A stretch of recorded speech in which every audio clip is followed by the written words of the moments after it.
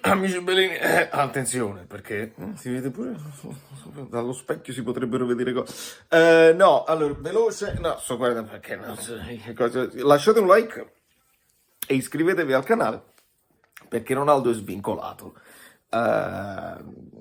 Calma, calma assoluta, perché chi mi conosce, chi mi segue da sempre, quando ci sono state i rumors, eccetera, eccetera, su Napoli, su Ronaldo, io ho sempre detto, no, si può fare, sono finanziarie, è un giocatore che non è un giocatore qualsiasi, che tu dici, me lo prendo, gli pago i diritti di immagine, ed è una roba complicata, però poi ci fanno sapere, visto che tutto è possibile nel calcio, ci fanno sapere che lui pure stesso ha detto che ha parlato con lo Sporting e con Napoli, eccetera, eccetera. Vabbè, quando i rumors si sono fatti più intensi, io vi ho detto pure, onestamente, Ronaldo, io voglio essere preciso, perché poi non è che uno, solo perché Ronaldo ha giocato nella Juventus, uno dice,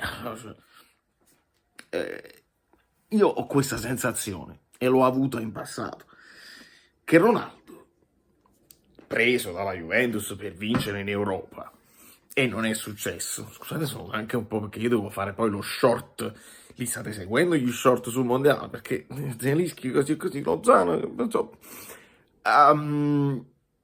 Ronaldo a me è sembrato un giocatore, ai tempi della Juventus, che gli ha fatto vincere gli scudetti. Alle volte, non dico da solo, però è stato importante in Italia. Ed è un giocatore che fino a un paio di anni fa, secondo me, era ancora un giocatore di livello che in Serie A, ascoltatemi bene, visto che io ho un'opinione precisa della Serie A, in Serie A, anche giocando da fermo, ti fa ancora la differenza e probabilmente ti può garantire un numero di gol se lo fai giocare sempre. Attenzione, se lo fai giocare sempre, ti garantisce comunque un numero di gol importanti che ti può portare a fare delle cose buone in campionato. E a inizio stagione io ho detto, se la cosa è possibile, io a Ronaldo onestamente me lo prendo.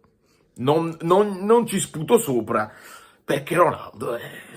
Poi bisogna ragionare, perché è un Ronaldo che negli ultimi anni mi sembra in fase calante. Non ho seguito per bene, quindi non posso dirvi ho guardato tutte le partite, no. Però so che insomma, un giocatore di quel livello, se sta in gran forma e se ti fa la differenza, gioca. Evidentemente non sta in una grande forma. E vediamo se adesso, con la rescissione consensuale, adesso lui è un giocatore del Portogallo.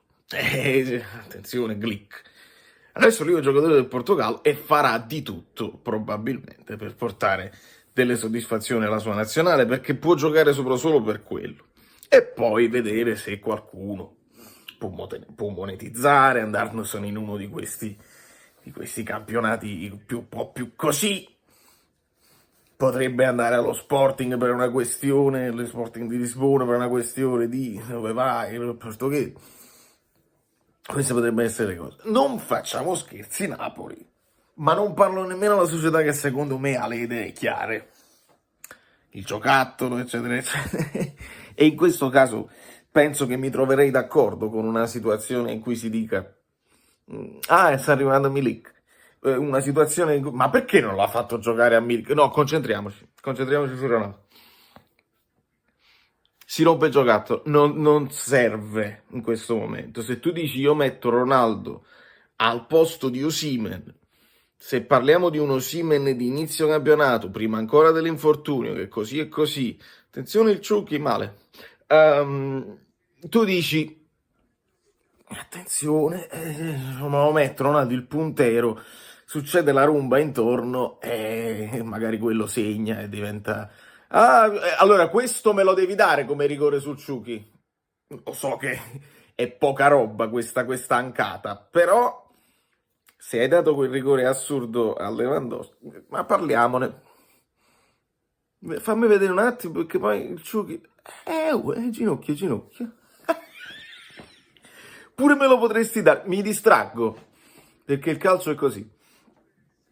Napoletani, che la società secondo me non gli dobbiamo dire niente, Giunto li sa, non facciamo scherzo, non roviniamo tutto. In questo momento dobbiamo tenerci stretto, è uscito oggi, lo potete vedere, il video sugli attaccanti.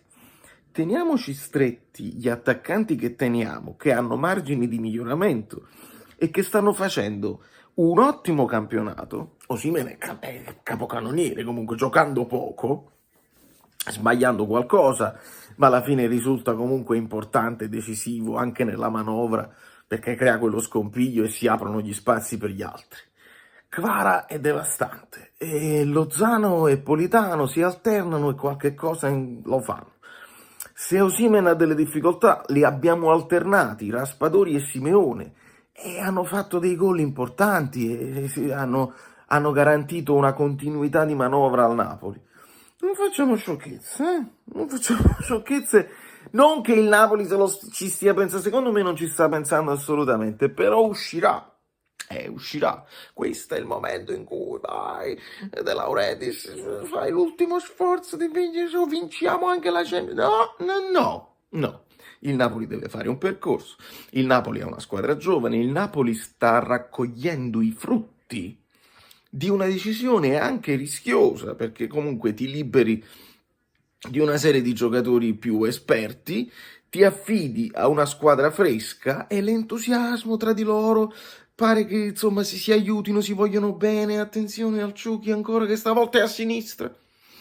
Quindi vogliamo non fare scherzi e non la facciamo uscire proprio la notizia, perché vado in grosse difficoltà. Nella giornata in cui l'Argentina di Messi perde con l'Arabia Saudita, vogliamo capire che in fondo certi risultati, poi non lo so sul lungo, non lo so, però certi risultati si possono raggiungere anche con una collettività di intenti, con l'applicazione, con l'essere tutti, giocare tutti l'uno per l'altro, avere uno che gioca per se stesso perché lui gioca per se stesso, e questa è una di quelle cose. Guarda che rigore che ha sbagliato Lewandowski, grande parata del portiere. Ho il sospetto che lui giochi per se stesso, e ieri anche in trasmissione sul canale 8 mi si chiedeva di Ronaldo, io distinto ho risposto mi ha un po' stufato con tutte le sue dichiarazioni contro allenatori, contro dirigenti, contro, non so, sui compagni, ma lui cerca di dire di no, però 2 più 2 spesso fa 4 e si sono viste delle cose, delle insofferenze.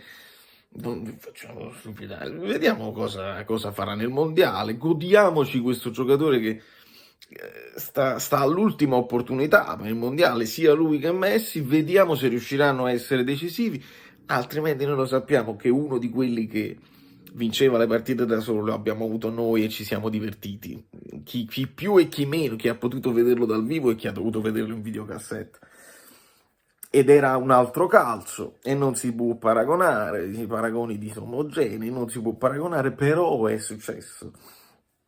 E quindi io mi voglio godere il gruppo Napoli, è un gruppo che si diverte, è un gruppo che ci fa divertire, un gruppo che avrà dei limiti, che ce li farà vedere a un certo punto, ma che è capace anche di andare oltre i limiti, perché l'overperformare ce lo stanno facendo vedere. Quindi calma assoluta, non facciamo scherzi, non diciamo cose che non servono a niente e stiamo a vedere cosa succede, perché è un calcio strano, è un calcio fatto di corruzione, di interessi, di soldi.